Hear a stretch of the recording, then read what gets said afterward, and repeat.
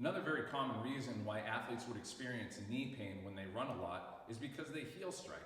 And what I want to do is try to get across why that's so painful, why that's so problematic for athletes who sprint. So I want you to think of your foot through your Achilles tendon and all the muscles in your lower leg as like one big shock absorber. So when my foot hits the ground, if I hit with the front part of my foot, everything through my foot, Achilles and lower leg stretches and snaps right back. So it helps me basically to bounce off the ground better. But if I land every time and I heel strike, that doesn't do the same thing. It sends a jarring shock wave of pain right through my lower leg. I would be more prone to hamstring pulls, calf pulls, and of course I would be prone to more knee pain because my leg isn't designed to absorb force that way. So big thing that we want to do for our athletes who don't have structural damage in their knees due to ligament tears, meniscus tears, those types of things, or from overuse, maybe they just need to take a break, or there's structural things going on, I'm growing and I have maybe an Osgood-Schlatter situation or something along those lines. As long as we've eliminated all those reasons as why it could be problematic and why your knees might hurt, if it's not that, we might be able to cure it with better technique and better training. So the first thing, the easiest thing to fix in helping to get somebody off of their heels when they're sprinting is to get up tall. So a tall sprinting posture allows me room to get my leg back down under my body. But if I'm leaning forward, which a lot of athletes tend to run at top speed, still in a lean forward acceleration position, now I don't have room to get my leg through. So I can't extend and I end up heel striking into the ground. So I can fix that first by just cueing an athlete to get up tall when they're running at full speed. But that's just part of the problem because it might be weak hamstrings, it might be that they still can't just stop that leg from hitting into the ground.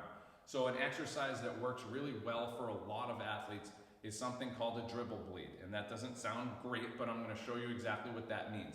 It's essentially teaching you to what a lot of elite track coaches would talk about is stepping down into your stride. So instead of stepping out and hitting forward, I step down. At the last second, I strike the ground from straight above. So the dribble bleed series would help you with that. I'm going to show you on the Woodway curve just because it's right here in one place. It'd be easier to watch in video. But for athletes that are out on a field, you probably want to mark distances. So a few 10-yard zones or a few 10, 15, 20-yard zones is probably the easiest way to do this. You can do this in the street, you can do this at a field, anywhere. But for simplicity purposes on camera, I'm going to use the Woodway curve, which of course first is designed to keep you upright. So our top speed sprint treadmill here, the Woodway curve, it's curved to keep you upright. If I lean on this thing, I would fall right away.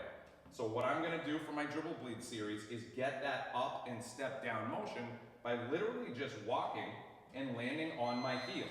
So I'm landing heel to toe, which I normally wouldn't do, right? But I am here because it's allowing me to step down. So I get that walking heel strike, small steps, just a little bit off the ground, and then once I get that, I would take it up to a jog, but still landing heel to toe. So I'm doing that to get straight down. And then the last step would be I would slowly get higher and higher and higher with my knee drive, and that would get me off of my heel, but it would still keep me stepping straight down. So the walking portion, if I'm doing this out on a field, 5 yards is probably plenty. Then I would go right into the jog, another 10 yards, and then the next 10, 15, 20 yards or even more, I would gradually rise my knee height. So I'll show you the whole thing all at once.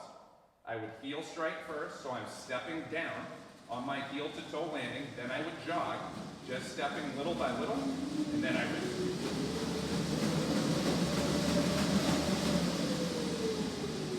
And that's your dribble bleed series that hopefully will help you to get off of your heels when you're running at top speed and take away your knee pain.